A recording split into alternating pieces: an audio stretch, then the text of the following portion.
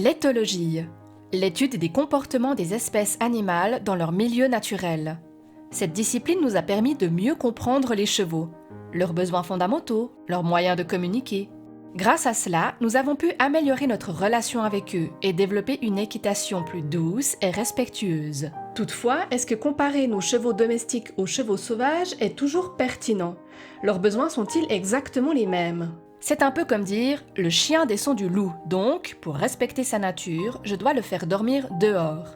Pourtant, personne ne remettrait en question le fait qu'un chihuahua et un loup n'ont ni les mêmes besoins, ni la même vie. Alors, est-ce que la vie sauvage est toujours le bon repère? C'est ce que nous allons voir dans cette vidéo.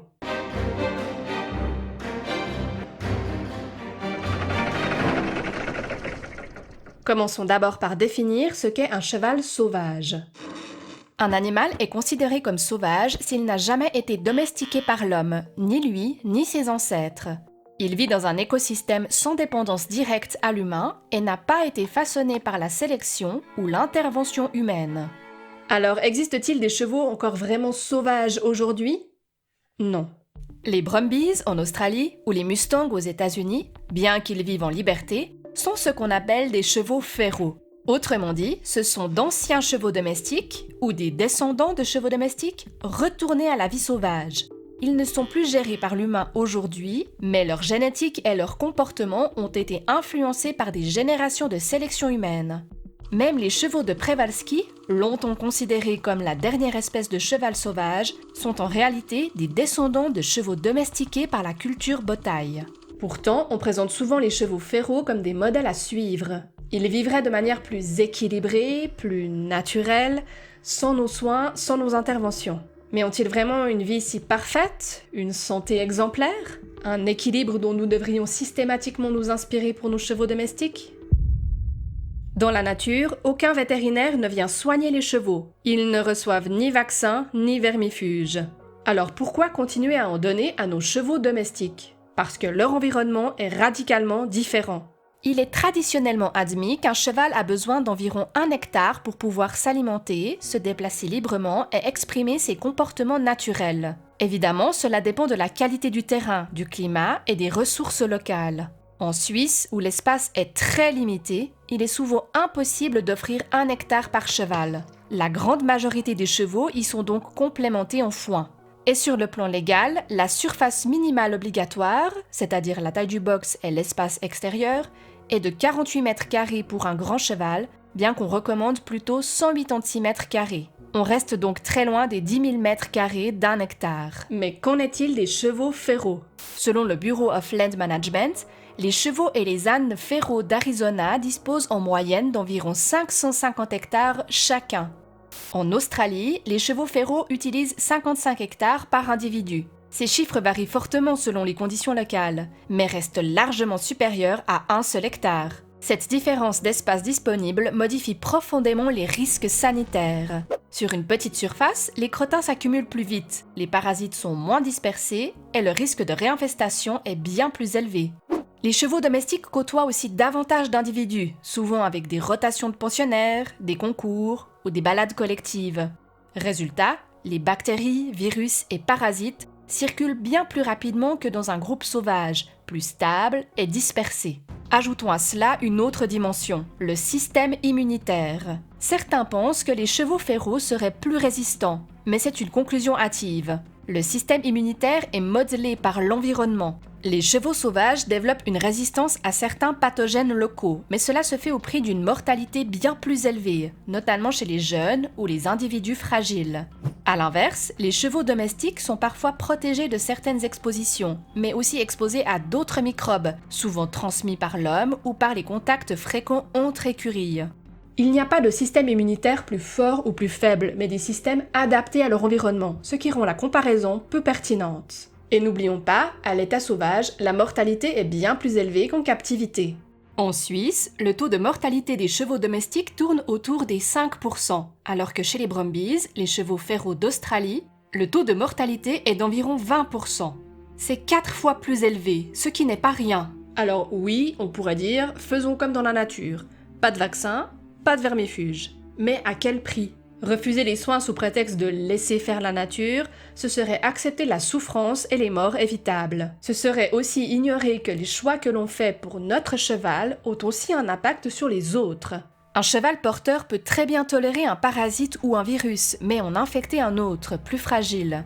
C'est pourquoi le choix de vacciner ou vermifuger ne devrait pas être seulement individuel, mais collectif. En résumé, comparer les soins entre chevaux féraux et domestiques n'a pas de sens, car ils ne vivent pas dans les mêmes conditions. Et ne pas soigner un cheval domestique sous prétexte de laisser faire la nature, ce n'est ni naturel, ni éthique.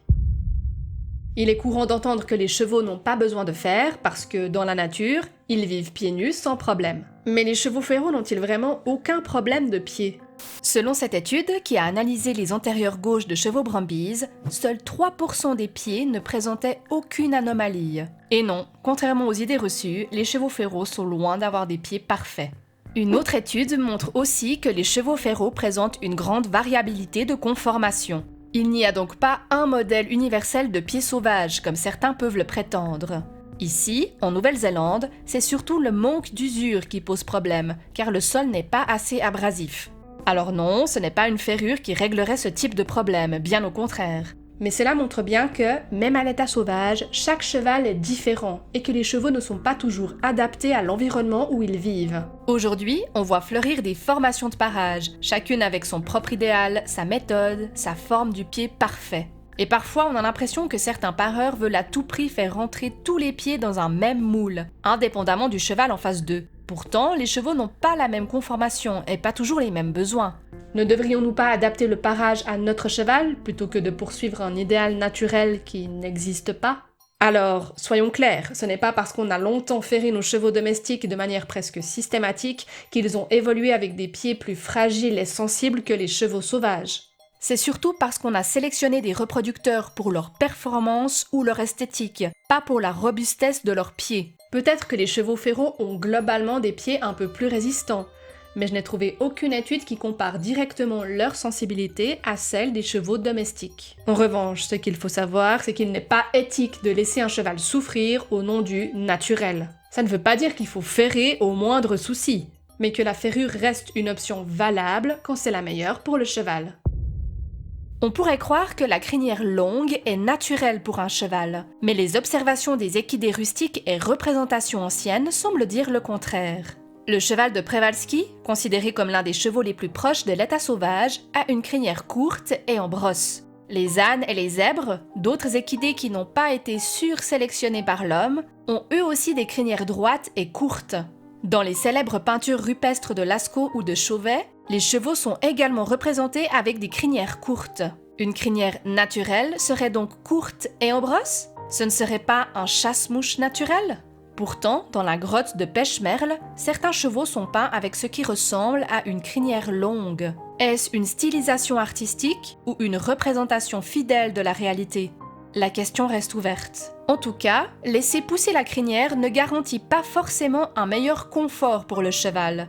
Une crinière longue mal entretenue peut facilement former des nœuds ou des dreads qui tirent sur la peau, accumulent de la saleté et protègent finalement mal des insectes, surtout qu'elle couvre généralement qu'un seul côté de l'encolure. Alors est-ce vraiment plus naturel de la laisser pousser ?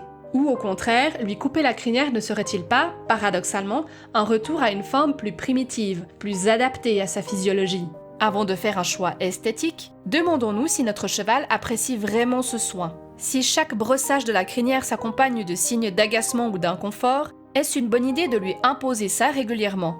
Et à l'inverse, laisser pousser une crinière longue mais sans jamais l'entretenir, est-ce vraiment plus naturel ? Ou tout simplement plus gênant pour lui au quotidien ?